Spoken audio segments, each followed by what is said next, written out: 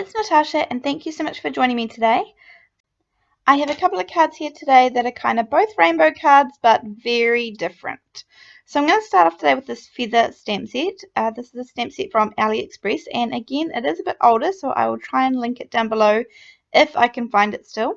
And I have my little 4 1/4 by 5.5 inch piece of paper in my MISTI ready to go. And for this card, I'm just going to be using my Distress Oxides in a rainbow-ish 6 colours of the rainbow anyway.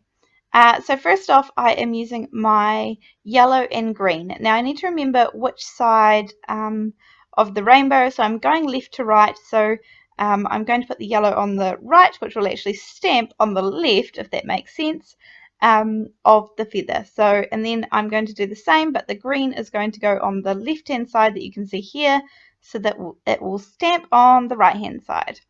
And with these inks, I'm not keeping it, you can see with that yellow one, I'm not keeping it super perfect. These colors end up blending really well, and that's the great thing about using kind of the rainbow colors. What I do quite like is to pull my sleeve down, and that way it kind of rubs over the lid of the MISTI nice and smoothly, rather than kind of pushing down with my fingers. So you'll often see me pull my sleeve down to rub over it. Then I'm just going to clean off my stamp and readjust it. If you had a bigger MISTI or a bigger stamping tool, you would be able to move your paper. And I actually do have a bigger Tim Holtz one.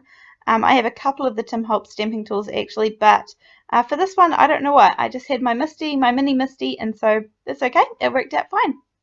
So for this one, I actually put, you can see I put both colors to begin with at the same time, and then I just add more colors. As I said, using a stamping tool, you have the ability to go back and forth and keep stamping over the same spot, so it doesn't really matter.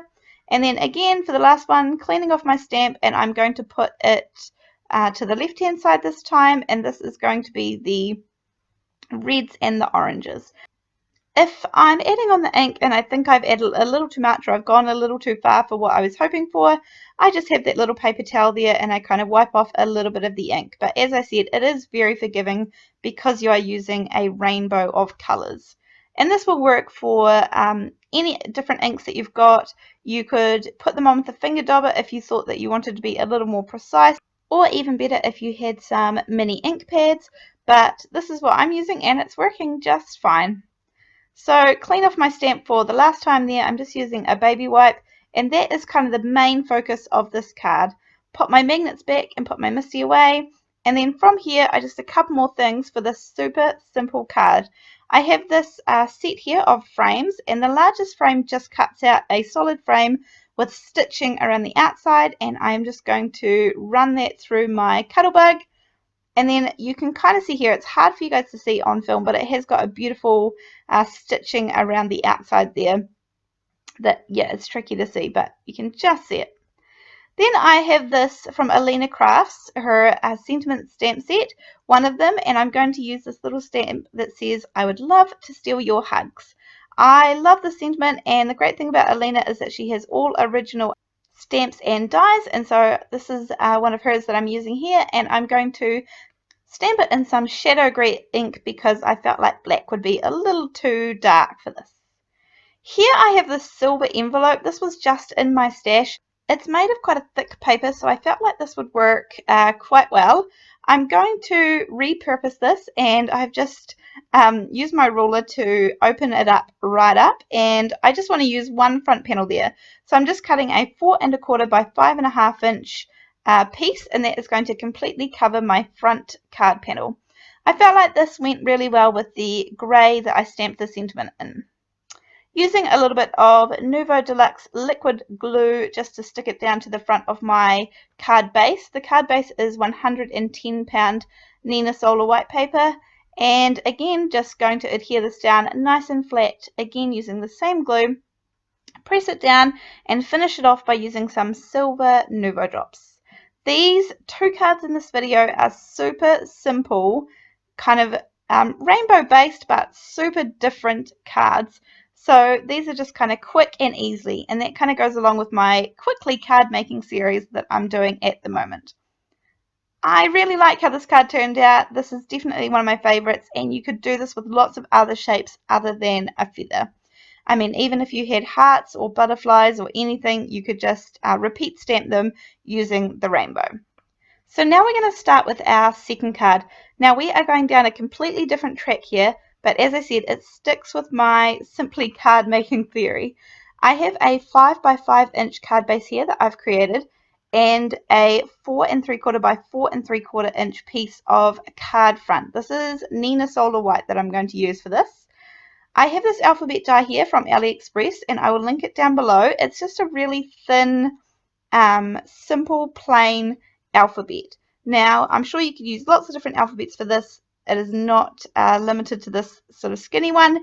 And I feel like stamps would work just as well, but I didn't have any kind of these thin, really plain, tall stamps that fit nicely. So I just used the die cuts and they worked perfectly. I have cut out the letters Happy Birthday to You out of plain black cardstock. I just ran it through my machine a couple of times. Recently I've been keeping my dies together more than separating them because I'm likely to lose some. I have a couple of little dies here, this star one and this heart one, just out of random sets in my little collection. And I'm planning on replacing some of the letters with these dies. Now here's my problem. I didn't have a stamp that I thought would be good, so I'm actually going to use fun foam to stamp these on my project today.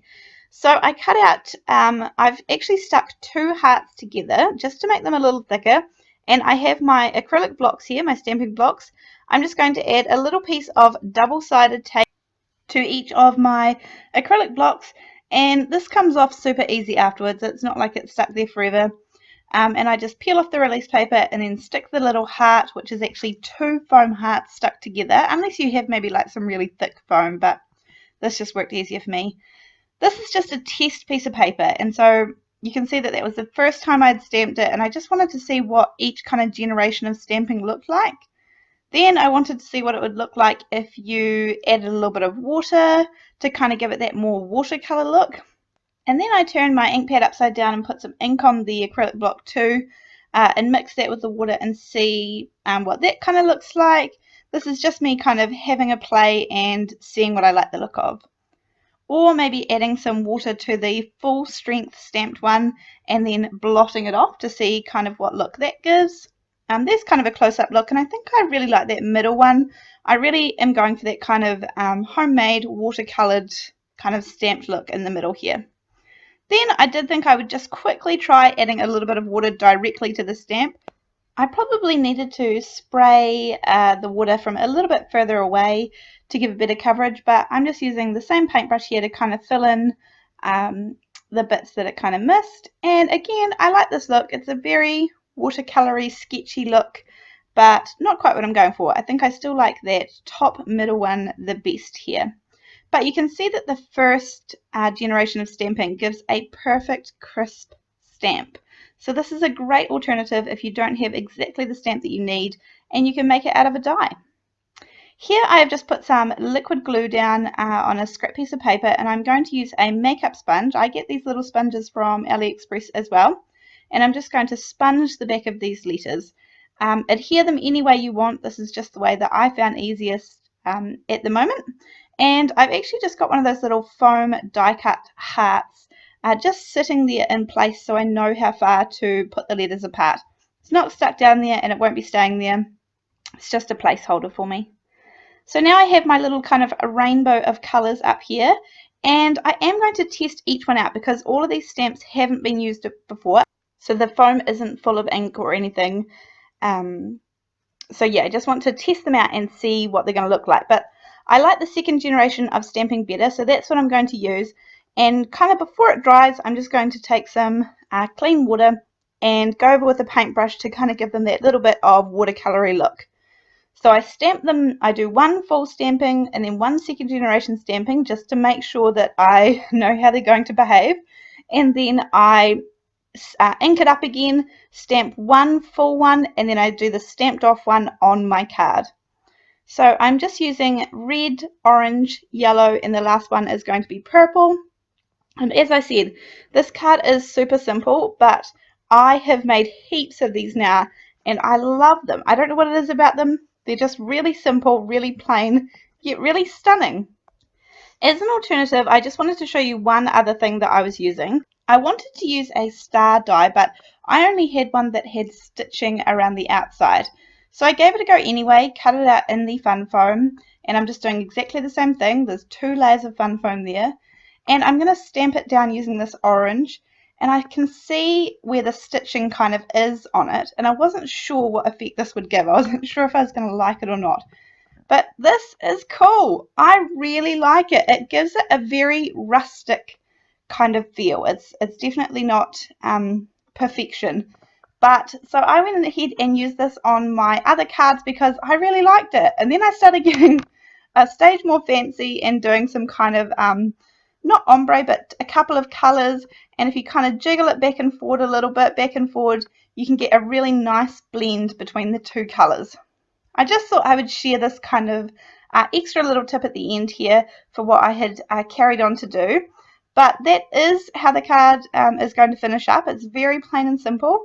So I am going to just adhere this down flat. Again, you could use fun foam if you wanted to pop it up a little bit and give it some dimension. But this was just a very clean and simple card that I loved making. I hope that you have enjoyed these 2 cards. Thank you so much for watching. They're both super simple, fun cards to create, and I hope that you give them a go. Thank you, and I'll see you in my next video. Thanks. Bye.